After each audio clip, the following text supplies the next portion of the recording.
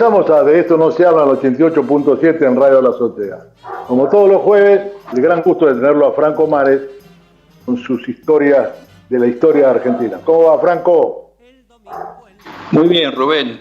Acá estamos intentando de profundizar, continuar lo que vimos la semana anterior. Dale, te escuchamos. Interesante.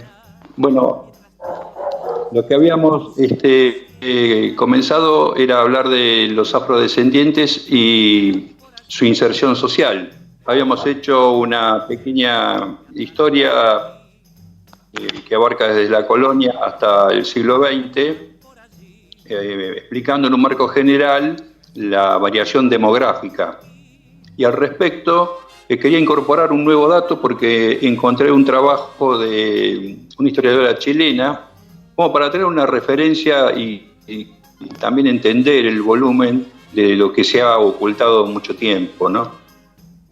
Como de esto no se habla, Exacto. en el año 1776 se creó el Virreinato del Río de la Plata y en el año 78 se hizo un conteo de los esclavos que pasaron por Buenos Aires hacia el interior, hacia Chile y hacia Lima. En esa época Buenos Aires tenía alrededor de 40.000 habitantes. Santiago también andaba por ese número. Ese año 1778 entraron 70.000 esclavos que pasaron tanto por Buenos Aires, que quedó una porción, Santiago, Valparaíso y Lima. Obviamente después de Lima eran llevados a la zona de Potosí. Pero Franco, una pregunta, perdóname. Sí. ¿Se sabe de dónde venían los esclavos o venían directamente de Argentina? No, venían de la zona africana, específicamente de la zona de Senegal y también de Sudáfrica.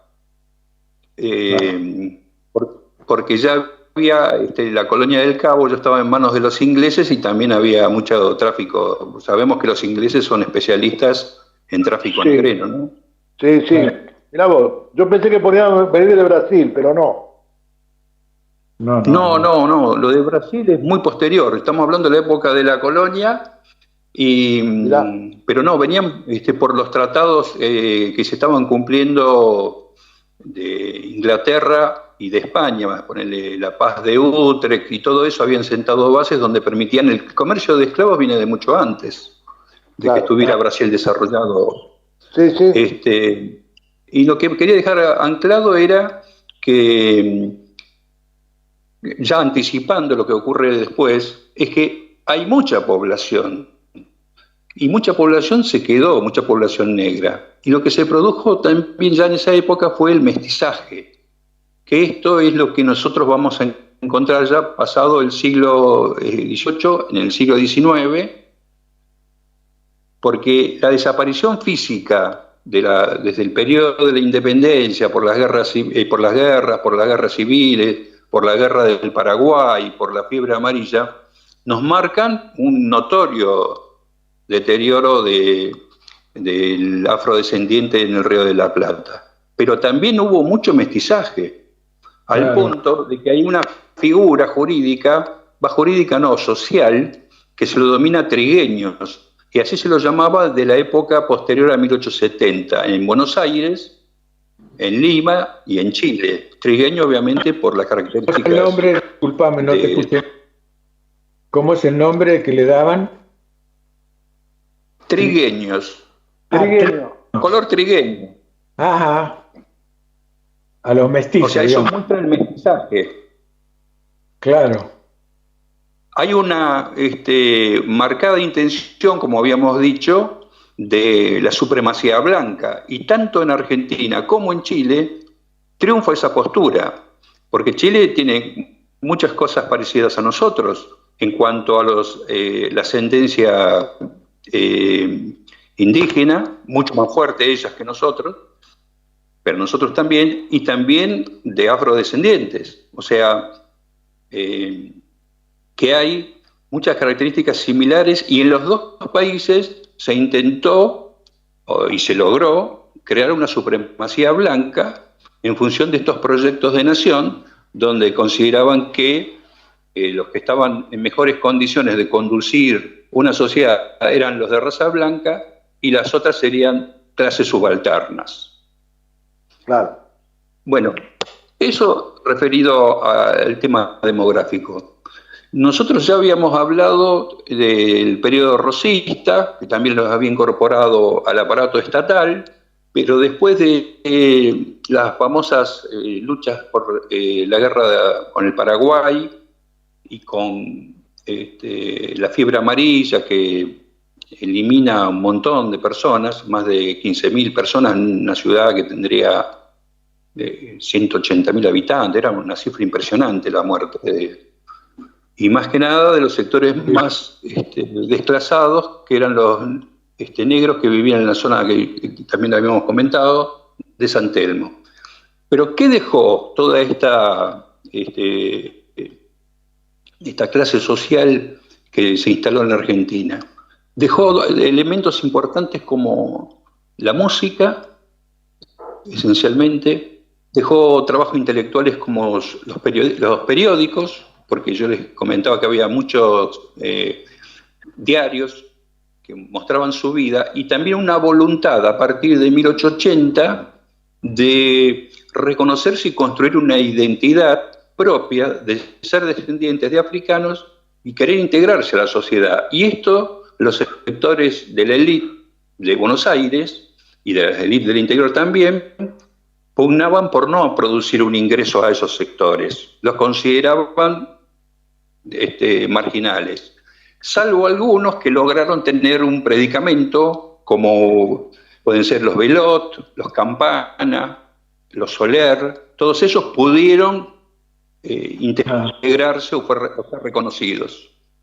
Ya entrado el siglo XX, vamos a ver que hay una merma notoria de la respuesta cultural de los afrodescendientes, hay como un mestizaje profundo y diseminador, no hay aglutinamiento y funciona como una oleada. ¿Por qué? Porque todo ese periodo entre el 80, por poner una fecha, y el 40, es un periodo donde la inmigración europea, donde vienen los españoles, italianos, franceses, etcétera, producen también un desplazamiento de todo el sector afrodescendiente. No obstante, continúan y hay atisbos y hay rastros. Por ejemplo, en el tema musical se mantienen en el tiempo a través del candombe. También tenemos al guitarrista de Gardel, el padre de Alfredo Barbieri. ¿Se acuerdan de Alfredo Barbieri? Sí, actor. Bueno, y obviamente la hija es afrodescendiente. ¿Qué más tenemos? Gabino Ezeiza. Gabino Ezeiza. Bueno, hay muchas personalidades que... Oscar Alemán, perdón, me acuerdo de Oscar Alemán, un músico... Claro, Oscar Alemán, claro. Muy conocido. Oscar Alemán era, o sea, yo lo recuerdo también, tenía una característica muy notoria y mucha destreza, porque recuerdan también el tipo de la destreza física, ¿no? Sí, mucha habilidad, eso de tocar la guitarra por la espalda, me parece una habilidad que no pocos la pueden tener, me parece. Claro. Y además con la repercusión que tuvo, y es un oculto realmente. Oscar Alemán creo que sería el símbolo de los afrodescendientes que no tienen o no fueron puestos en valor, digamos, desde lo cultural, ¿no? Me parece que es una deuda que tenemos como sociedad. Siempre lo tuvieron en un costadito, ¿no? Pero Julio, te quería hacer una pregunta. Sí. Julio, ¿qué querías preguntarle? Acordé también que Horacio Salgán es descendiente. Horacio Salgán. Mira. Era, porque falleció hace poco. Sí. Tienes razón. Ya está. ¿Cuál era la pregunta que querías hacerle a Franco? No, yo acotar eso nada más. Vos tenías una pregunta, me parece. No, vos decías de qué es lo que está sucediendo ahora con la nueva migración de países Las del nuevas África. corrientes. Claro, las nuevas corrientes. Las nuevas corrientes inmigratorias, sí. Eso es muy interesante porque desde el 45 en adelante, lo que llega a la Argentina son muchos descendientes de africanos de las islas de Cabo Verde, que era posesión portuguesa, vivían en situación muy precaria, entonces deciden emigrar y el lugar que los recibe es Argentina. Y también, posteriormente a ese periodo, de los caboverdianos que se instalan en la zona de Ensenada y en el Dock Sud, cerca de los puertos, porque era una actividad que ellos manejaban muy bien, de trabajar en los puertos. Y luego viene la otra oleada, que se la considera a partir de los 90, que son los que vienen de Senegal. Nosotros la mayoría lo conocemos como senegaleses, pero son de Mali, de Costa de Marfil, toda la zona subsahariana. Exactamente, subsahariana. Y todos estos, es un fenómeno que todavía continúa. Recuerdan ustedes todos los que van por el Mediterráneo y todo lo que vivimos en los últimos tiempos, después de la primavera árabe, que produjo una desestructuración de las sociedades del norte de África y hizo que todos intentaran llegar a Europa.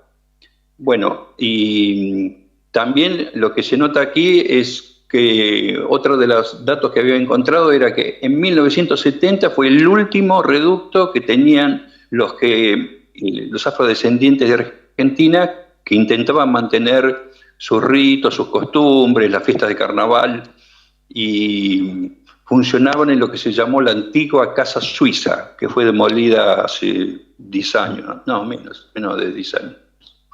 Era un club que agrupaba a todos los afrodescendientes y se fue desplegando. Pero en la actualidad hay varios grupos de defensa de la identidad que propugnan resaltar la identidad de los afrodescendientes y proponen obviamente la integración, pero reconociéndolo en un marco de la democracia, reconociendo todos sus derechos culturales, más que nada.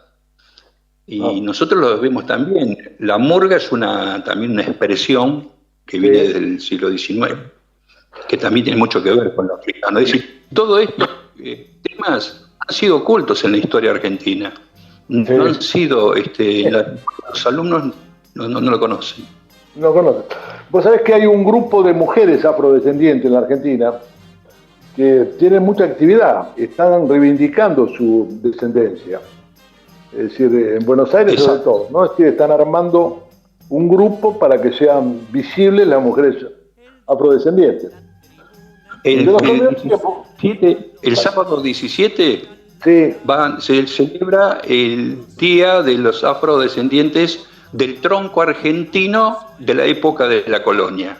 O sea, imaginemos, sí, eso es este sábado que se va a celebrar. Tiene que ver con eso que vos contabas, el grupo de mujeres que habían participado en un encuentro en Costa Rica en el 2000 y se han propuesto, primero, romper la polisemia del nombre negro, con el que se asignaba a toda esta población, por el de afrodescendiente. Y eso ya está instalado. Inclusive nosotros, los historiadores, nos tenemos que deconstruir y empezar a nombrar de esta manera, ¿no?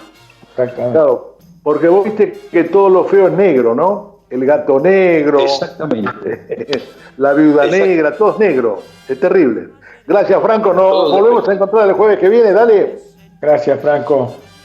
Gracias, Julio y Rubén. Un abrazo. Bueno. Y nos vamos con una canción que te va a gustar, Franco, seguro. Que es La Vida Libertad. Ya volvemos. Quédate en el 88.7 en Radio La Azotea.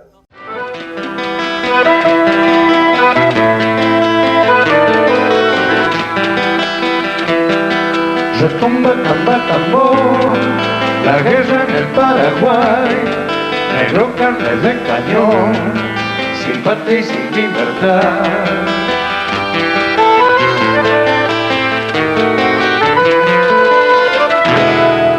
El negro quiere vivir y está obligado a matar. secó, esclavo de Portugal, la vida y la libertad.